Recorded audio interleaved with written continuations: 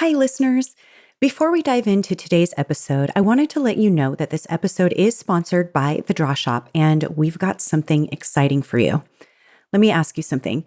Have you ever been asked what you do? We all get asked this, right?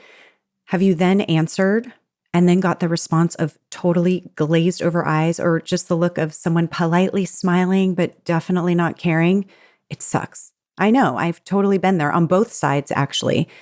That's why my team and I at The Draw Shop now offer a service to help you perfect your elevator pitch so that people immediately understand how you can make their life better and so that you can use this anywhere in your marketing.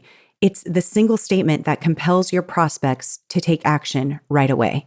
Here's what happens. You meet with an expert copywriter on our team to define the problem you solve, how you solve it, and the transformation your customers experience after working with you. From there, we'll turn that into a short and sweet elevator pitch just for you and create a compelling one-page visual story to help the world better understand your business and how you can help them. For a special limited time offer, we are offering you this service for 1/3 the usual price, valued at $1,500. Yep, 70% off. Again, this will only be available for a limited time, and we've already seen incredible results with our clients changing this one single statement. So to get your word perfect pitch today, head to www.thedrawshop.com/elevator pitch now. That's www.thedrawshop.com/elevator pitch. Okay, let's get into today's episode. And so many women come to me burned out thinking there's a problem with their business model, and they actually have a boundary problem. And they're saying yes to too many things, or where they're trying to grow to, they need greater boundaries, and they're operating in a $5 million plan with the boundaries of a $500,000 plan. Hello, Backstage business listeners, and welcome to another episode. Today, I'm getting kind of selfish and asking questions that I want to know, but I have a funny feeling that it's going to be intriguing for you as well, and the answers will be something you want to hear. I'm talking to Lisa Fabrega today, who is an amazing leader and coach. She helps women and men. I think she primarily works with women to expand their capacity to handle more growth, wealth, and success. It applies no matter whether you're female, male, or whatever. This applies to you, I promise you. For more than 10 years, she's helped entrepreneurs, corporate executives, Academy Award nominees, Nobel Prize organization candidates. She's helped them all break through boundaries that have been holding them back from their next level. And I would guarantee that most of us have had those thoughts of, there is a next level, but maybe we're kind of closed off to what that is, or maybe we do see it, but we're just not reaching it, or we even reach those levels. And then when it comes, we're either overwhelmed or we're just not handling it the way that it needs to be handled. And we don't know why. She has this signature approach that enables her clients to reach their highest levels of success and impact. And she's done a lot of keynotes for amazing events. She's appeared on tons of podcasts. She's been featured on CNN, on Yahoo News, Huffington Post. She's incredible. And I'm so excited for you to listen to this. I'm always excited for you guys to listen to episodes, but I just have to tell you why with each one, because there's so many really great takeaways and nuggets that I in particular got with this episode. And it's really about learning how to see what your obstacles are and not just know that they're obstacles, but understand why and have the clarity of why they're there. And then what are you going to do about it next? That's the ultimate that we want, right? And this is really we talk about professional lives, but this is also pertains to your personal lives as well. And there's just so many things that I walked away with in this. And I'm going to go through her program just because I want to figure out, what are the things that are holding me back in certain areas of of my life? What are certain things that I'm at capacity with and I am just not doing as well as I could be? There's a reason for it. And I think that we all have this. And there's so many great examples. I want to kind of just like tell you all of them, but that would be pointless because she goes through it all in a very beautiful, magnificent way in the episode. So have a listen. You don't need to take notes. Everything is in the show notes, but it's something that you might want to listen to again and go through it again. But if you are wanting more, we'll tell you all about how to get more and learn more with Lisa. She's incredible, and I know you're going to enjoy this. All right, enjoy.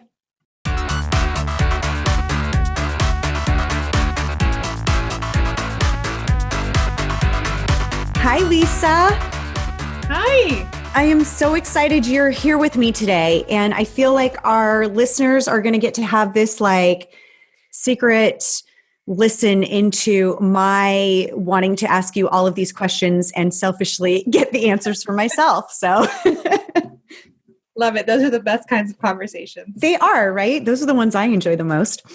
So before we do that, tell me how you got into this and what was your journey leading up to being this amazing leadership coach that you are today? Well, it's definitely a journey. I started my business officially back in 2010. I had kind of done it before then, but officially 2010. And I would like my first year, I did really well, and it just kept doubling every year after. I really hustled hard. And then come 2015, and when I started, I was I was working with people on their nutrition and their sort of emotional eating. And then I noticed that my clients weren't really talking to me about food ever at a certain point. And we were talking about their careers and how they felt and how they were relating to the world and how they were seeing themselves and what they were capable of. So it kind of grew. And in 2015, I decided that to backtrack, in 2014, my business got so busy. And it was the first time I hit multiple six figures. And it got so busy that we had like wait lists for our wait lists. It was insane. Yeah. Wow. It was like emails every day with like at least 5 people who wanted to work with me. It was insane. And I did not have the support I needed at that time, team-wise. And I just didn't have the capacity to handle that growth so quickly. And so what I thought would solve my problem is like re-looking at my business model, because I thought my business model was the reason I was so burned out. And I like hired this very expensive funnel team and decided that my one-on-one coaching was going to go away, even though my one-on-one coaching had been like the jewel of my business for years. And I actually liked it, but because I didn't have capacity at that time, I just thought the problem was something else. Yeah.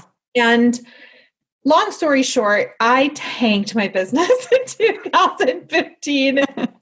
I went $100,000 into debt trying to make this $97 funnel work, which made like when I look back at it now, I'm like, how did you think that was a good idea? Like you had always been high ticket or like medium range and up with your pricing. And I don't know what possessed you to think that suddenly $97 products were going to work for you, Yeah. There's nothing wrong with that. Like there are some people who do really like it just aligns with their energy and it works really well for their community to have products at that price range. But that was just never my vibe. And so long story short, that year was so stressful and it taught me so much about myself. And it made me realize that I had been really over relying on strategizing and strategies and thinking that strategies were going to be the thing that was always going to save me. And I realized that year that it wasn't strategy at all, that it was capacity that I needed. It was capacity to hold, handle, and receive all that I said I wanted. Because it's one thing to say you want it and to create the strategy for it. But when you get it, can you handle it? Yeah. And I couldn't. I couldn't handle it as well as I thought I could. It was in my blind spot, which I think it is for many business owners. And because we focus on strategies and we hire the experts to help us with the strategic part of our business and our growth plans, but we rarely think about what happens emotionally, internally, what happens structurally as our business grows. Do we have the right teams? Do we have the right foundations? Our boundaries? What about our fears about being seen? What about our money fears? What about, are we aligned with our purpose? Those are all things that we tend to kind of leave for the wayside and think I'll work on that later. And then we hit a plateau or something smacks us in the face and we end up having to work on it under distress, which I would rather people not have to work on it under distress. Exactly. And I think people are in that, at the time that we're recording this right now, this is something that people are going through. We're in the middle of a pandemic and people are having to deal with these things. And it's either, they're stressed, or it's been this pause of like, holy cow, this is not going the way I wanted it to go. And I'm really having to think about it now. Right. Exactly. So yeah, that was my journey. And it was during that year that I realized, wow, there's a whole other side to business success that I've never thought of. And I realized I had kind of been working on this with my clients the whole time. I just hadn't called it capacity yet. And from there, I kind of pivoted. And then the next year I went back to one-on-one coaching, and I realized that I really loved one-on-one coaching. And, there was a lot of people kind of turning their nose up at it and going like, oh, it's so passe, you're doing one-on-one coaching. And now I'm like, different things work for different people. And there's no such thing as passe. And I love my one-on-one clients, and they pay me very handsomely to help them. Yeah, exactly. And I don't, I do have group programs now as well, but I just learned a lot about if I really want to make these millions, if I really want to impact this many people, what are the systems I have internally in place to help? And it changed how I talk about what I do. I started focusing more exclusively on that with my clients. And that is what led to where we are today. So awesome. I love this so much for so many reasons. And I know that we're about to get into some other stuff that I'm so intrigued by. One question in hearing your story is, like, how did you, what was it like this big epiphany, or like, how did you actually make those changes and really realize this is what I need to be doing? And this is how, and then how did you then know what you needed to do in order to reach that? Yeah. So actually I did some of my own work that I do with my clients on myself, is how I knew, because I had systems and things that I use with clients at work. So I had kind of identified that most of the women and men, I work with men too, most of the people that I work with, they tend to struggle in 6 main areas. And those are in money, visibility, purpose, embodiment, which is what I call your emotional capacity, structures, and boundaries. Those are the 6 areas where I find most entrepreneurs who are growth oriented struggle in at some point. And when you are doing really well and then suddenly you hit a plateau and you're trying like every strategy possible to make it work and nothing is working, and you're like, what the heck is going on? Why aren't strategies working? Or like, why isn't this selling like it used to? Or why can't I replicate the revenue I had last year or supersede it? All of those things are almost always capacity issues. And so because I knew I failed gloriously at strategy, and I had tried literally every freaking strategy I could think of, and I still ended up $100,000 in debt that year, I thought I've got to look deeper. And I started looking at my own work and thinking, well, when my clients have issues like this, what do I help them do? What do I help them see? What do I tell them? And I started realizing like, oh, I got to do some of my own work on I got to do what my clients are doing on a deeper level now. Like I'd done it obviously because I teach what I practice, but new levels require new levels of capacity. And, right. And so I kind of went through and I said, what's real for me here? Am I really in alignment? Is this offering that I just went $100,000 into debt for actually aligned with my purpose? And I was like, no. I realized I'm always been kind of high ticket, middle to high price range. That's kind of my archetype. It works for me. What was I thinking trying to sell this cheap thing, And then I went into, okay, what was going on with me money-wise? And I discovered some beliefs that like, I never thought I could be like other people who would make, millions off a $97 product. There was a very deep-rooted belief in there. And so I kind of just started digging, because for me, 2016 was just like licking my wounds and recovering from the trauma of 2015. And when you do that, which I think is a great opportunity that we all have right now during this pandemic, is to kind of go within and go, what's not working for me anymore? And that's what I did in 2016. And little by little, I started uncovering all these weird beliefs and and things that I had that I didn't even know I had because I was so busy growing the business up until that point. And it's so much easier to look at somebody else and see what that limiting belief is or what it is that's blocking them. And it's so hard to see that in ourselves. And I know that because I can look at somebody and just say, oh my gosh, you're struggling here. And I see all of this potential. I see all these possibilities. And I think sometimes for ourselves, it's hard to see what's possible. And I know, I can look back and go, gosh, I'm so glad I broke through that ceiling so I could see what's possible. But then sometimes there's another ceiling that comes up. And I would love, what are like a couple of things that we can do to break through that and to shift that perspective and think differently? Yeah. So I think that one thing that really helps is to understand that we never to just assume that you are not seeing yourself as amazing as you are. To just assume that, and to assume that there are parts of you that don't see how capable you are of achieving what you want to achieve. Yeah. And that's just part of living in the world. We've kind of, the world has a lot of negative things and it has a lot of wonderful things in it too. But the negative parts of the world kind of affect our self-esteem and kind of make us think like, who am I to do this? And how am I worthy to be able to do this? And who am I to have a voice in all of this? And we have these fears and these beliefs that come up for us. So just assume, even if you're successful and doing really well, that one of these things is going to come bite you in the booty at some point if you're not working on it. Because that's the thing that I love about business is there's many transformational paths. There's relationship can be transformational. Having children can be transformational for your growth.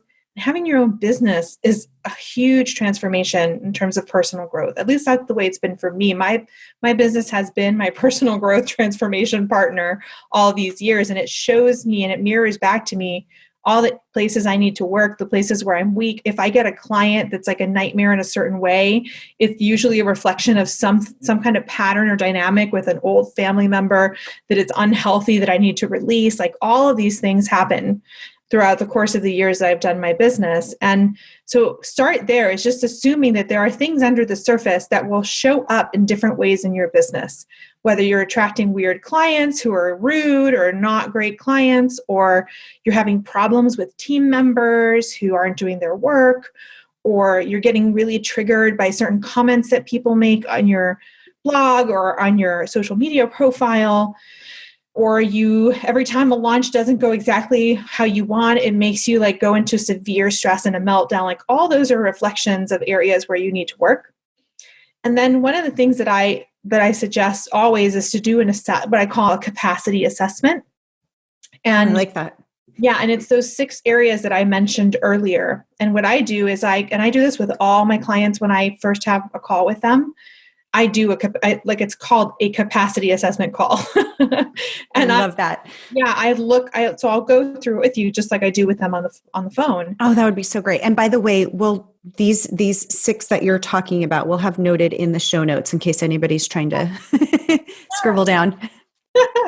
So money capacity is the first one. And money capacity. So what I want you to do as you're listening is you're going to notice that your body itself goes, oh, yep, that's mine. That's one I need to work on, or I have a problem with that. So just notice those signals that come up in your body, not just in your mind, but in your body too, that knee-jerk reaction, because it's telling you something. And what I want you to do is to rate yourself. What are your top 3 that you need to work on based on what I'm going to talk to you about? And it'll tell you the order you need to go in. So number 1 is money capacity. And money capacity is your ability to continuously earn, save, and invest more and more money every year.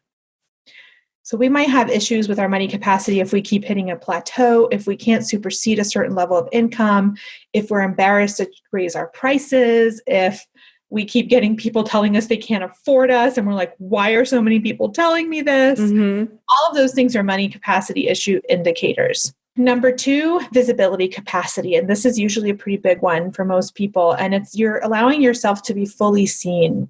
So are there parts of you that you hide in your messaging, in your brand, in your work with people? Are who you are being on the outside, is that really a reflection of who you are on the inside? Meaning, if you cuss a lot, do you not cuss in your marketing so that and then your clients come in and then you're like holding back on cussing when you're talking to your clients because you're afraid you're going to offend them? Or, right. I had a client who was an intuitive, and when she finally showed her, she had held back that she was an intuitive all those years and was doing like straight strategic work with people's businesses. And when she added the intuition piece and allowed it to be seen, she like doubled her income that year. So Wow. those are all visibility capacity issues. Then we have purpose capacity. Purpose capacity, I call it inside out alignment, meaning have you built a business that is truly reflective of who you are on the inside and what your mission is?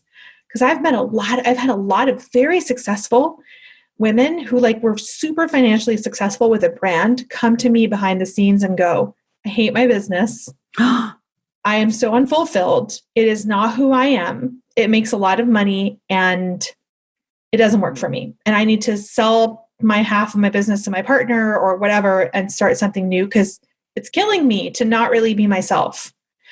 Or people who aren't successful and who keep trying different types of businesses because some business coach told them that's what would make money. And they've never actually been given the space to go, well, what is my gift? And what kind of a business do I want to build that's in alignment with who I am inside? Are those two things matched up? That's purpose capacity. Then we have embodiment capacity. And this is one of my favorites because this is our emotional capacity to handle the pressures and the stresses and even the haters that come along as we become more visible. So like I said before, does a launch send you into a complete meltdown if it doesn't go your way? Are team members quitting on you because you're so stressed out that you end up yelling and taking it out on them? Are you getting troll comments that make you want to shut down and like not post anything for 2 weeks and it really affects you and really affects your health, your emotional health state? All of these things are indicators of needing to work on your embodiment capacity. Do you put your body last and like run your body into the ground health-wise for the sake of your business? That's also an embodiment capacity issue. Structural capacity is the next one. I like to describe structural capacity as the foundations in your business and your life that support you to go higher. And so a lot of people do this thing where they kind of just like I call it building a house on a foundation of cardboard. So you don't have the proper support. So let's say I want to go to $5 million next year. Everybody starts planning for making $5 million, but a lot of people don't think, what kind of help do I need at home to make $5 million next year? No, yeah. What kind of team do I need? Does the team that I currently have, are they able to reach the $5 million threshold? Or do I need to start firing some people and replacing some people? Or do I need to start lifting my team members up to show up at that level, right? You're so great. Yeah. So all of those things are like the foundations. And when I say personal foundations at your home, I mean, like, do you have a cleaning lady? Do you need a cleaning lady? And if you have a cleaning lady, one thing that I used to do is I'd have my cleaning lady she would do my laundry for me, which was very helpful because laundry takes hours, in a week. And I would tell her, don't put the clothes away. I'll put them away because I felt bad. But then I realized every time she leaves, I'm spending an hour putting clothes You're away. having more. Yes, totally. Right. And I'm like, why am I doing that? She's totally happy to put them. She offered like several times. And so these are these little ways that we kind of don't set up the right structures for ourselves. Are we telling our partners like, hey, when I'm from this hour to this hour, you can't call me. I'm not going to answer the phone because I'm working, or, hey, kids, you can't just barge into my office in the middle of a conference call, so all those things are structural capacity issues. Or feeling like you don't know how to organize your calendar or like it's all over the place. All those things are structural capacity issues. And then finally, we have boundary capacity. And what I like to talk about when it comes to boundaries is that boundaries are not just with others, they're with yourself. And not only are they just with yourself, they're not just walls either. They are specific requests that we make to the universe, where we let people around us, the universe, whatever you want to call it, know what we are and aren't available for. And so many women come to me burned out thinking there's a problem with their business model, and they actually have a boundary problem. And they're saying yes to too many things, or where they're trying to grow to, they need greater boundaries, and they're operating in a $5 million plan with the boundaries of a $500,000 plan. Does that make sense? Wow. Yeah. And that's really powerful to think about. Yeah. Like really powerful, because just in every single thing that you're saying and the things that we say that we want and where we want to get, and yet we're so out of alignment and not really, understanding, why am I not getting this? Well, these are just such powerful questions to ask yourself too. Yeah. But go on. I'm just loving it. I think what you're saying is so spot on, and these are also things that we don't get taught to ask ourselves. Yeah. Like, I wasn't taught this. Like, I was taught hustle, do your strategy, put your business out there, market. And I did all that stuff, but nobody was like, hold up. How are you doing in these areas? Because you need all of these areas to succeed, like really succeed, not just make money, because you can make a lot of money and be miserable. And not just like short term, because I know people, I have friends who in the first 2 years of their business made 7 figures and completely crashed. And the businesses are dissolved and bankrupt now because they didn't have the capacity to be in the mindset and the energetic space of who you need to be to hold $1 million business. Right. And so yeah, I love what you said, because it's really something people don't sit us down and ask us to ask ourselves. And these are the things I had to ask myself. No, it's so true. It's just like they're thinking about, like when you said earlier about, I'm going to have a $5 million business.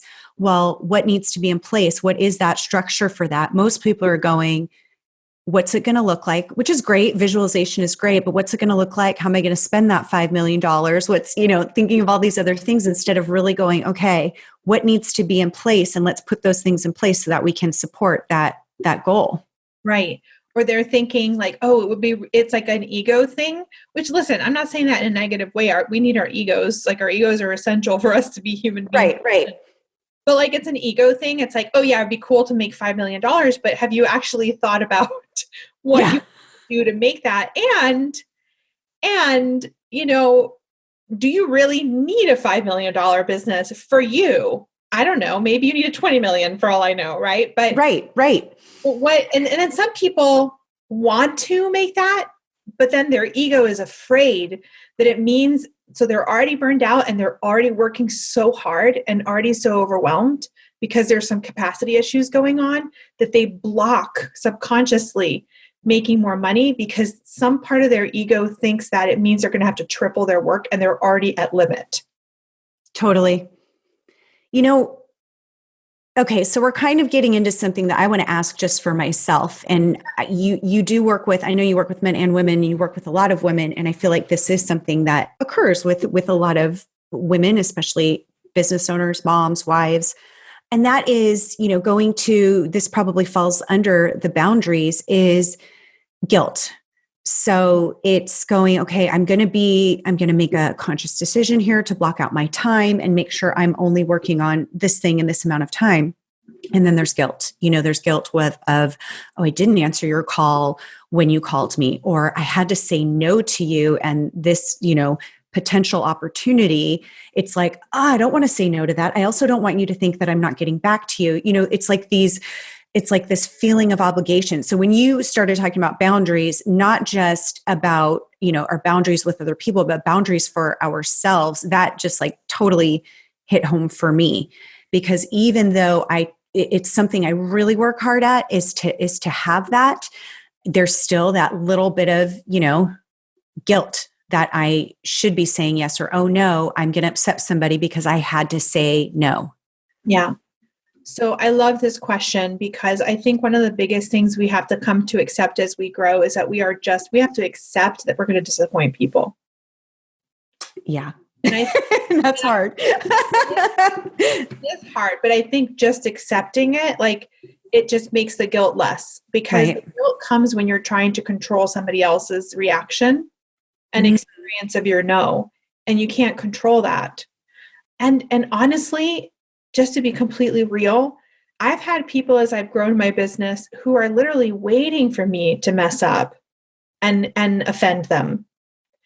And it's like, they were waiting, like they had an issue with me before, and now they were waiting for the right. So it's like, if I'm defining my decisions and the way I be in the world based off people who are just determined to see me as a bad person anyway, that's kind of like being in a jail. There's not much freedom there. So part Totally. of it is just accepting that we're going to disappoint people. But I think I'm reminded of a really awesome story that Oprah told that one of my mentors reminded me of a few months ago. She was talking about boundaries. And I look at Oprah as the ultimate capacity person because, I mean, you really got to have capacity to handle, and receive what Oprah does on a daily basis. Right. And I live like 5 minutes away from her. That's right. That's right. I'm by her house all the time. She's an inspiration to me. And she said, can you imagine how many people are asking Oprah for things? Oh my gosh. Right. And so she's like, people ask me for things all the time.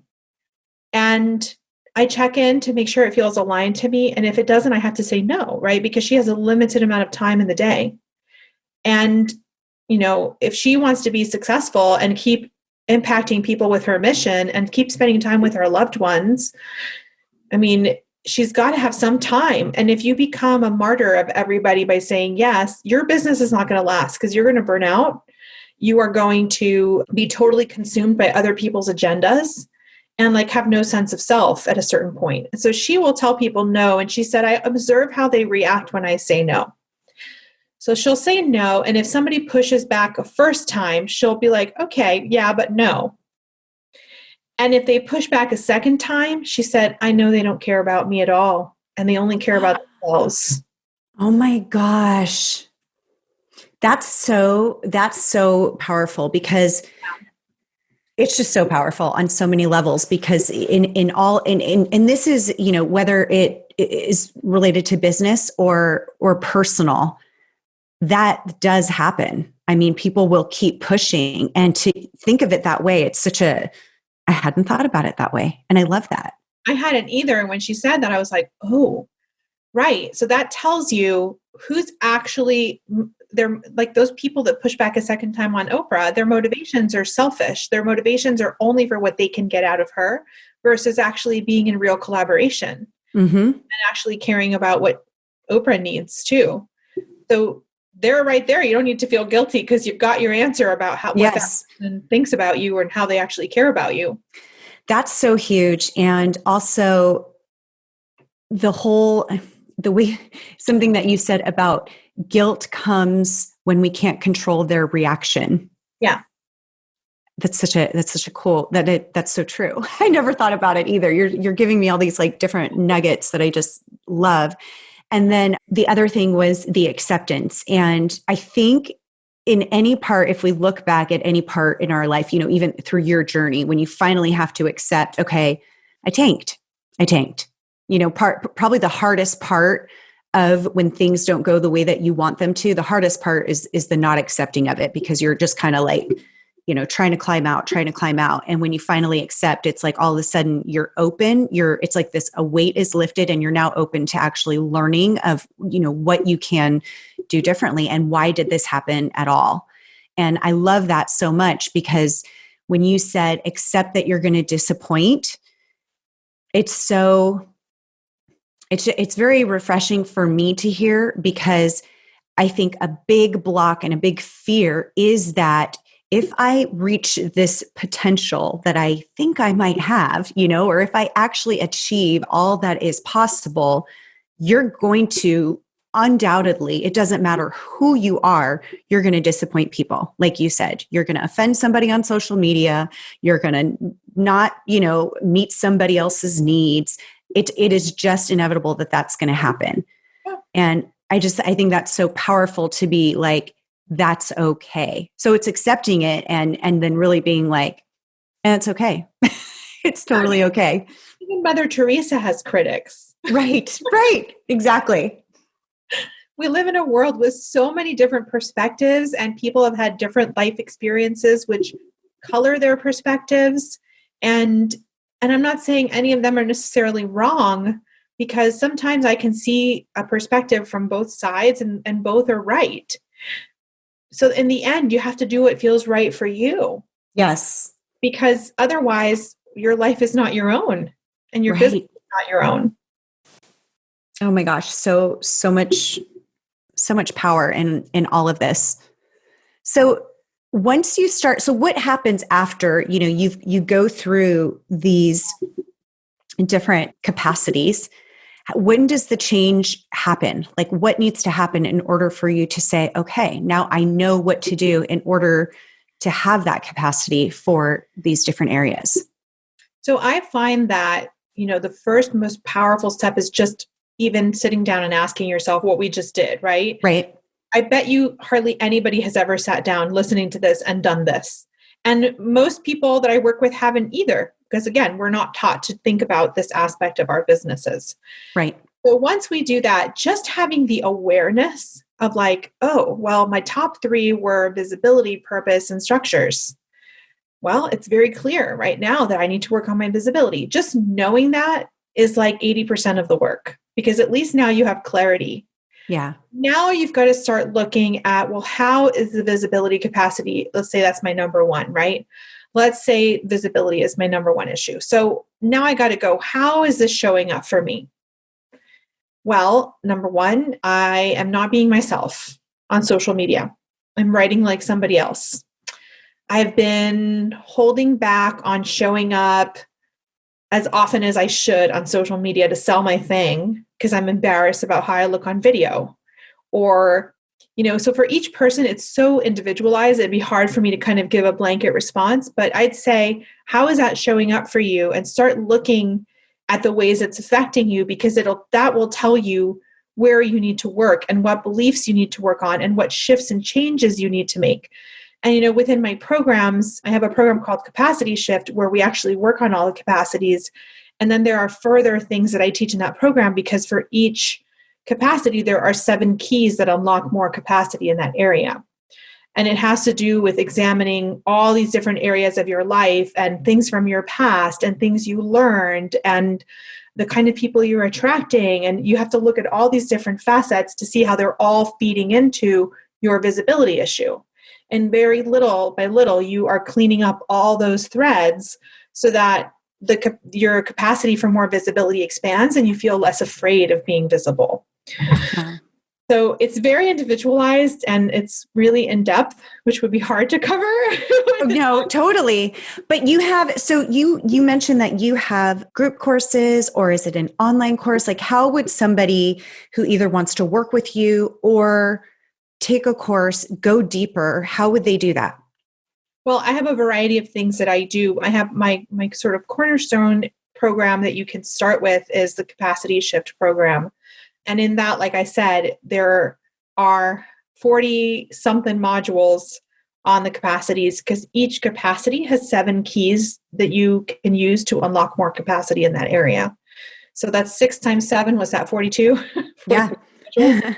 But what I love about that program is that you take a quiz, kind of like what we did today. We kind of did a little bit of a quiz, and it tells you, okay, this is where you need to go first. So once you're in, you then go to the modules that came up as your weakest in the quiz and start listening to that. And we have group coaching calls, because people ask me all the time, like, well, can't I just buy a book and read about capacity? And I'm like, yeah, but that's not going to expand your capacity. That's just going to show you where your capacity blind spots are. But you need to actually work with somebody and go through the process. And each person is different and has their own pace and timing. So I have women in that program who have been on visibility capacity for 6 months and do not want to leave visibility capacity yet. Wow. Yep. And then I have some people who, go like listen to one module in visibility capacity and have such a massive breakthrough. They're like, okay, my fear is gone. Moving on to the next one. Amazing. Oh my gosh. Everybody is different, and I have a mastermind for business owners who make a certain amount and above. And then I work with people one-on-one. And then I do my little $500 virtual retreats every quarter for people to get a taste of the work. But it's got to be live, because capacity work to me, one of the things that, and it also speaks to visibility for those of you listening where you feel like what you do is kind of different and not like what other people are doing. My work has always felt that way to me. And there was a time where I made it mean something wrong about what I do, or that it wasn't cool enough, or, it would be, I thought people who were super left-brained would dismiss it and think it's valuable. And I don't feel that way anymore, because what has helped is to just say, you know what, my work is different. And that's exactly why you're here, because the other stuff has not worked for you. Exactly. So how about you try something different?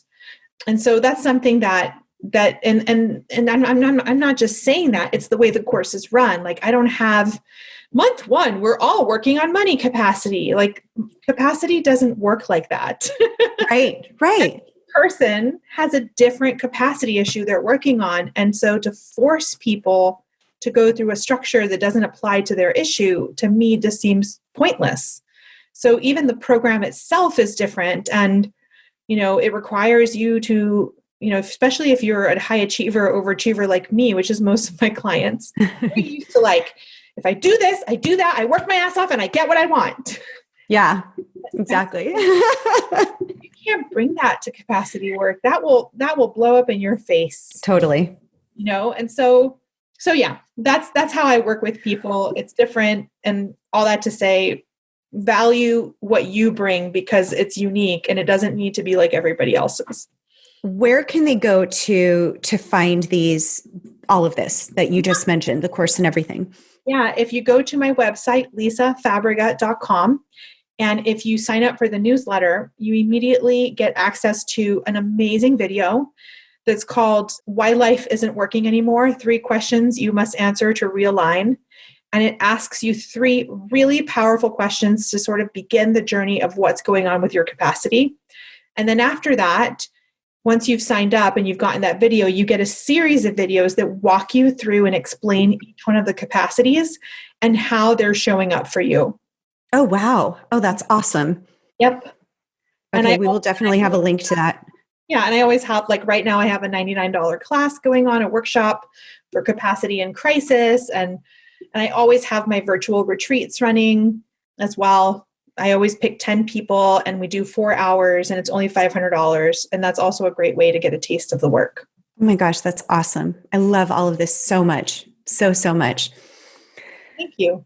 Lisa, thank you so much for sharing all of this. My wheels are spinning. I'm definitely going to the newsletter.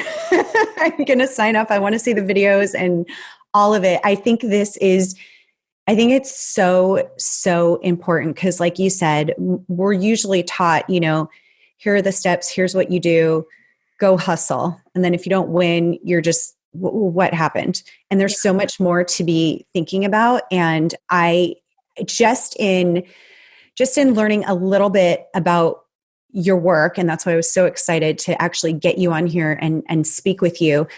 Just having learned about it, I was like, this speaks to me so much. There's so many of these different things that, in so many years of being an entrepreneur and having different businesses, I'm like, oh, I think I'm pretty good. And I just keep growing. But there's certain areas that you get stuck and you don't even realize it. And so a lot of these things were actually, surprising to me, like, oh my gosh, that's why, this is happening or that's happening. And here's a real good sign that you're at capacity in this area because of these things. So I just appreciate all of this so much, because for me, the biggest gift is that clarity and knowing, okay, now I have clarity here. I'm ready to turn this around. Exactly. I feel like just the gift of awareness is about 80 to 90% of the work. Oh, absolutely. 100%. Well, thank you so much. That is lisafabrega.com. That's lisafabrega.com. And we will also have all of the links, everything that she spoke about in the show notes. So make sure to check that out. And thank you so much, Lisa, for hanging with me today. Thank you. It was great. Hey guys, I just want to say thank you so much for listening to this podcast. If you haven't already done so, would you do me a favor and go subscribe and review this podcast? My goal is to continue to deliver you content that will really move the revenue needle in your business and give you up-to-date content on anything else that can dramatically help your business. You can also find us at TheDrawShop.com/podcast, where you can comment on the podcast or contact us directly with any issues you'd like me to address. Thanks again. I really, really appreciate you listening, and I'll see you next time.